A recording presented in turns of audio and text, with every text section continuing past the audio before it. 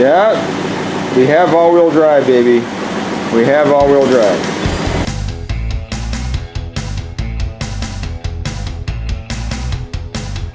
Welcome to episode 26 of the all-wheel drive Mustang project, Project Traction. My project to convert a 2017 Mustang to all-wheel drive. Well, my last video was a huge success. It's approaching 250,000 views as of this recording. And more importantly, I've got a lot of great questions and comments about the project and the car. And so what I'm doing with this video is I'm going to try to answer some of those. I basically condensed all the previous 25 episodes into about 20 minutes, covering all the basic details of the build. So as you can imagine, there's a lot to cover, so let's get right into it. The first step was figuring out the all-wheel drive system. I used the R32 GTR as my inspiration, since I wanted the variable torque split that GTRs are famous for, and the fact that, like a Mustang, they are front engine and normally rear-wheel drive. The GTRs always power the rear wheels. There is not a center differential. When the computer determines that the front wheels need more torque, a clutch is activated to send power to the front wheels. That generation of GTRs have a manual transmission with a transfer case mounted directly to the back of it. I duplicated this concept by using a GT500 style TR6060 mated to a Borg-Warner 4440 transfer case used in the V8 Dodge Chargers after 2010. The Borg-Warner 4440 transfer case was chosen for a couple of good reasons. First, it is a right-hand drop transfer case, meaning the output is on the right side of the car. This kept the front diff out of the steering linkage, and it results in any floor modifications being on the passenger side of the car. Second, it uses the proven Borg-Warner torque-on-demand system, which is easy to control with a simple pulse-width modulated control signal. This is the same system used in the 997.2 Porsche 911s and is very similar to the system used in the R35 GTRs. To couple the transfer case and transmission together, a C5 Corvette tail housing modified by Texas Drivetrain Performance to work on a TR6060 was utilized along with a custom CNC machined adapter plate. To make the combination of the transmission and transfer case as short as possible, the main shaft of the GT500 TR6060 had to be modified. The shaft was shortened by several inches by first resplining the main shaft on my CNC mill using a manual indexer. The excess length was then cut off using a right angle grinder. The shaft was too hard to use a traditional grooving tool on the lathe, so we had to get a little creative. I then had a heat-treated 4140 adapter wire EDM to interface the 31 spline shaft to the input of the Borg-Warner transfer case. And here you can see how it all comes together. This is a big step, putting the transfer case onto the transmission for the last time after years of planning and over a year of fabrication. The next challenge was the remote shifter. Nothing off the shelf would fit between the transfer case and the body of the car. I started out with an MGW shifter meant for a Gen 5 Camaro. The base was modified and a CNC adapter was made to mount the shifter to a support bracket bolted to the transfer case. The shift rod is a production Camaro unit that was cut and lengthened to fit the application. To incorporate a reverse lockout, the upper half of a shifter handle from an MGW MT82 shifter was welded to the lower half of the Camaro shifter handle. A reverse lockout gate was machined and then bolted to the Camaro shifter base to prevent you from accidentally shifting into reverse rather than fifth gear. Like the stock Mustang MT82 shifter, you have to push the handle down before it'll allow you to go into reverse. To mate the TR6060 to the Coyote engine, a QuickTime bell housing was modified to correctly clock the transmission.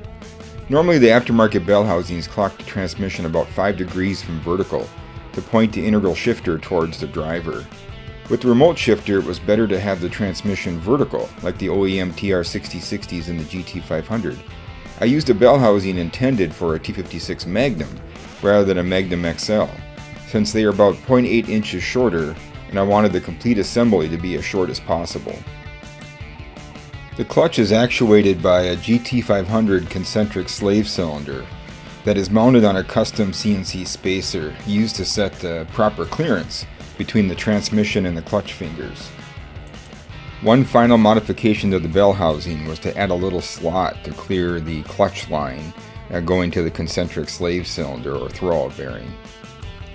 An Exedi single disc clutch was installed for the initial shakedown cruises of the car. After it's boosted, the plan is to install a dual disc clutch. The last step to finalize the transmission was to figure out a drive shaft solution and incorporate a new transmission speed sensor, since the Corvette tail housing I'm using did not have provisions for one. The drive shaft started out as a Ford performance unit intended for a SN197 GT500 and was then shortened about 11 inches. The drive shaft bolted directly to the rear differential, but a custom adapter was CNC machined for the transfer case side. This adapter also incorporated a trigger so that a stock 2017 Mustang MT82 transmission speed sensor could be used. The speed sensor was mounted externally on a bracket that is part of the shifter support. Here you can see this is the input for the PWM that'll control the clutch or the torque going to the front wheels. And this here is actually a temperature sensor that I'll have to monitor. I guess if you're slipping the clutch a lot, it could overheat. Here's the completed all-wheel drive TR6060 manual transmission. It sure looks like my inspiration, an R32 GTR transmission, but just on steroids. After some shakedown cruises with the completed transmission, it was time to tackle the front suspension, and first up was the spindles. The goal with the front spindles was to keep the stock S550 Mustang front suspension geometry as much as possible while allowing for a front CV axle. To this end, stock 2018 Mustang Magnum front spindles were modified to accept the rear wheel hubs normally used in the back of an S550 Mustang.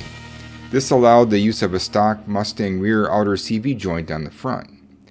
The spindles were fabricated by machining the stock Magnum front spindles and then bolting and welding laser cut and machined parts to the vestige of the existing spindle. The results turned out better than expected. To allow the CV joint to fit, the fabricated spindles incorporate a 1-inch drop, and the strut mount was moved up about 3/4 of an inch from the center of the wheel. To keep a reasonable amount of wheel travel, a custom shorter strut was utilized. Next up on the to-do list was the front differential and oil pan. Once again, taking inspiration from R32 GTRs, the front differential bolts to the oil pan and floats with the engine. There's then a shaft that goes through the oil pan that drives the CV joint on the other side of the car. The differential is a 7.5-inch Toyota diff from the front of an 86 to 95 Toyota pickup. That may seem like an odd choice, but it met 4 critical requirements. It was a low pinion, it was compact, it had a limited slip available, and it had the correct gear ratios available. That last requirement ruled out most of the more modern all-wheel drive front differentials, which generally don't come with the gear ratios compatible with the Super 8.8 diff in the back of the Mustang. What is a low pinion differential and why was it important? Quite simply, a low pinion differential is when the input of the differential is below the center line of the diff. This is how most rear differentials are configured. On the other hand, many front diffs are high pinion, since this loads the gears in a better direction for a front application. Here you can clearly see why it had to be a low pinion. The differential is mounted on the passenger side of the car, which is the same side as the starter on the Coyote engine, and the low pinion allows the diff to be as high as possible without interfering with the starter. To interface the differential with the oil pan, the diff housing was narrowed and a custom pilot was pressed into the side of it. This pilot is used to center and seal the output to the cross tube that goes through the oil pan. Similar to a lot of modern all-wheel drive cars and the older GTRs, The oil pan was modified with a cross tube that was as close to the crank as possible. There's only about 1/8 of an inch clearance between the cross tube and the connecting rods. On the other side of the oil pan is a bearing that supports the jack shaft and the left side CV joint. The actual modification and fabrication of the oil pan was one of the biggest projects of the whole conversion. I spent almost a year designing it in CAD using a combination of scanned components like the differential and a complete solid model I found of the Coyote engine on GrabCAD. I then proceeded to fully lay out all the components in CAD, make drawings, and then machine them, either on my manual lathe or my CNC milling machine.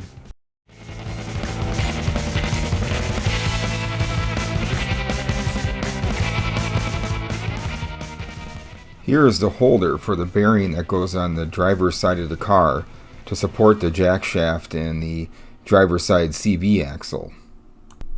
This bearing gets pressed onto the jack shaft that goes through the oil pan. Using the CAD model, I was able to design and 3D print some jigs that allowed me to accurately drill the holes for the cross tube going through the oil pan.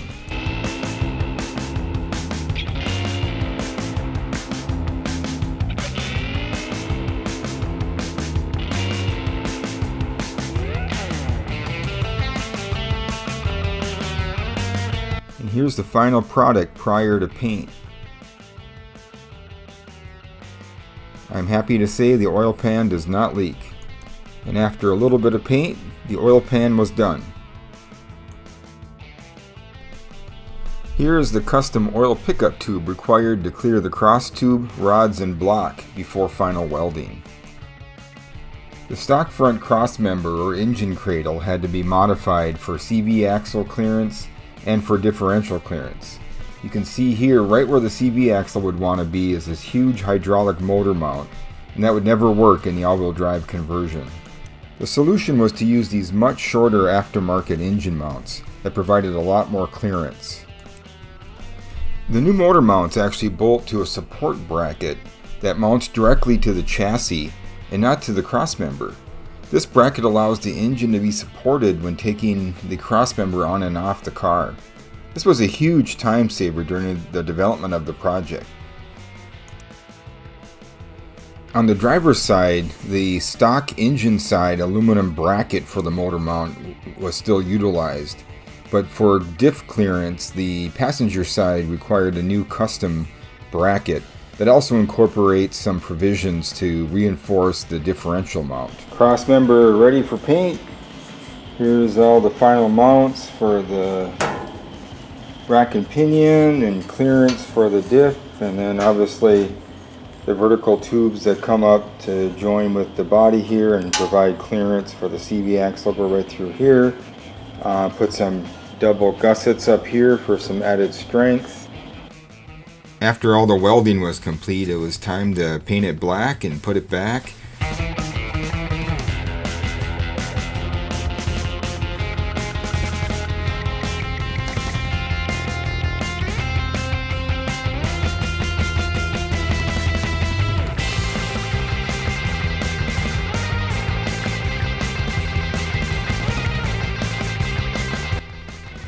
The rack and pinion had to be moved to clear the front differential and the CV axle on the driver's side of the car. This required lengthening the steering shaft. This was done by cutting and welding it back together with a sleeve, using the lathe as a welding fixture to keep everything straight. The relocated rack also required installing a bump steer kit to dial the steering back in. After finalizing the oil pan and differential location, I realized that the stock Toyota differential cover was not going to work. I thought this would be a good excuse to try to flex my CNC machining skills. I modeled up and machined a completely custom front diff cover that allowed the differential to be moved forward substantially while still clearing the AC compressor.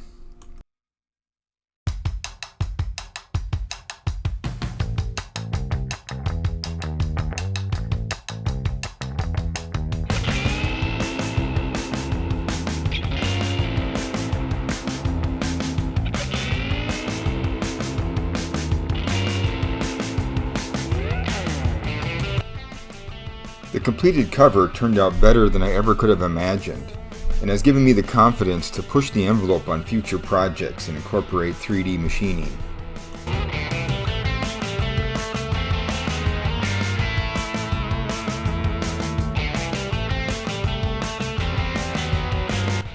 Here you can see how the custom diff cover hugs the AC compressor and allowed the differential to be as far forward as possible.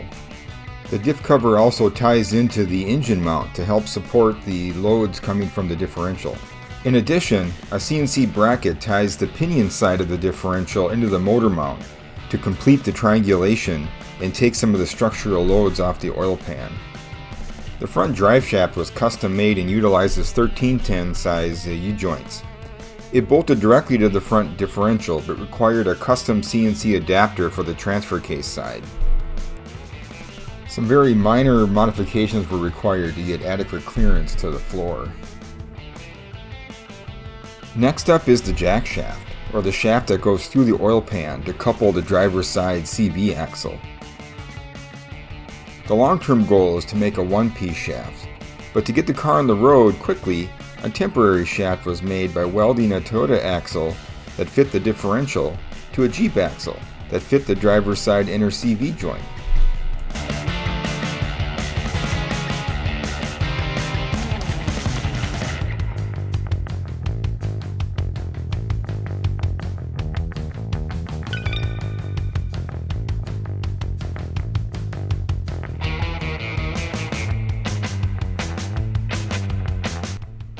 I'm still amazed how well this turned out. You'd be hard-pressed to tell this was ever two shafts that were welded together.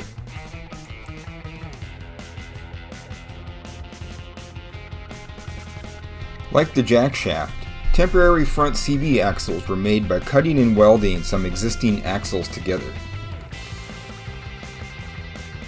As already mentioned, the outer joints are rear joints from a V6 or EcoBoost S550 Mustang. The inner joints are from a 2005 to 2009 Jeep Grand Cherokee. The left side joint incorporates a female spline and interfaces to the jack shaft. The right side had enough material to be remachined and then splined with the appropriate 27 tooth spline to mate directly with the Toyota front differential. And here are the completed temporary axles.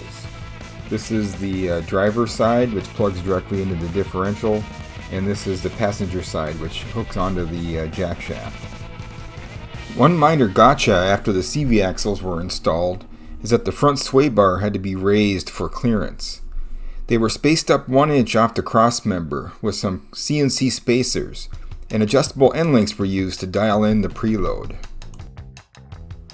The exhaust was the final mechanical mod that needed to be done before the all-wheel drive system could be tested out. The right or passenger side catalytic converter had to be moved over slightly to clear the front drive shaft. The input flange of the catalytic converter was cut off, repositioned, and then the inside was opened back up again using a die grinder. All of that work was a complete success and resulted in this: the world's first all-wheel drive S550 Mustang. The engineer in me loves this footage, and I love to see all the parts of 2 years of work coming together and performing flawlessly.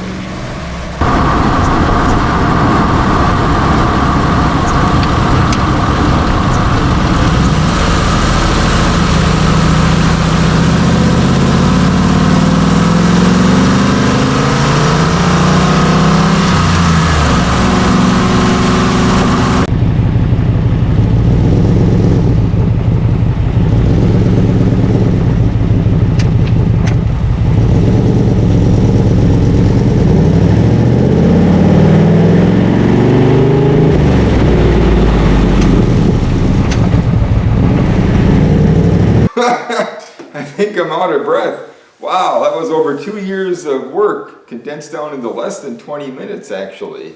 I hope you found it interesting. I actually found it interesting going back and looking at footage I hadn't seen in over 2 years and seeing some new details. If you want to see any more of the details, please go back. There are 25 episodes, and almost every one of those parts I go into much more detail about how they're built if you are interested in that. I also hope you also appreciate that why I call it an American GTR and how this story I told in this episode kind of explains that. It's not just clickbait for YouTube. I truly used the philosophy, the design philosophy of an R32, or at least the first couple generations of GTR in my basic layout of the concept, but then adapted it to an American car, an American V8 car that will soon be boosted. And I'm making good progress on the car. As you can see, it's behind me on the lift again, taken apart. And as mentioned, I need to make the real axles, and so that's the next episode. As a matter of fact, the heat-treated material is sitting right next to me here. So if you want to see that, please subscribe and hit that notification button, and I'll be making some chips hopefully in a couple weeks. And until then, thanks for watching.